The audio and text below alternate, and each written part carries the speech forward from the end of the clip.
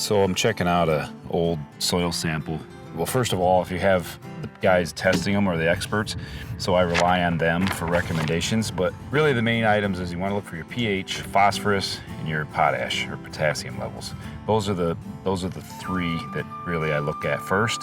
There's other things on this test. You know, there's magnesium, calcium, sulfur, boron, and zinc.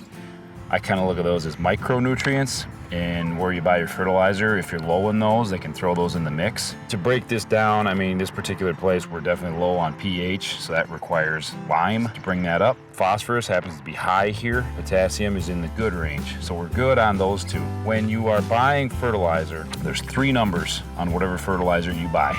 There's a dash in between them, so you'll have, for instance, 10, 10, 10. So what that signifies is the first number is nitrogen, second one's phosphorus, third one is potash.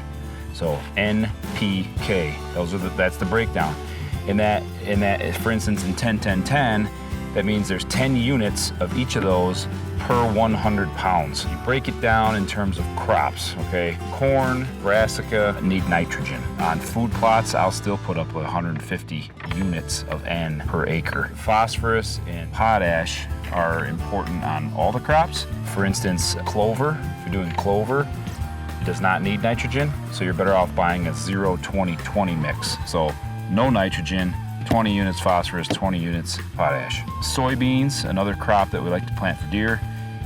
What we do there is they just heavy potash users. They're very little on anything else, so we'll buy a 0-0-60 mix. Wherever you get your soil tested, there should be somebody there that can guide you based on what you find. There's services all over the place where you can send this stuff in. If you're doing a new food plot or even an old food plot, my recommendation is to test it every 3 years. The first year you do it would be the most important, because if you don't, you're just shooting in the dark. You have no idea.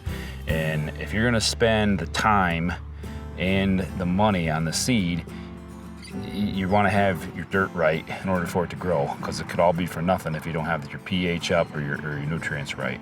So it makes a big difference. You could even go as far as saying the deer, I believe this to an extent, will know where the best soil is, and that equates to the better crops.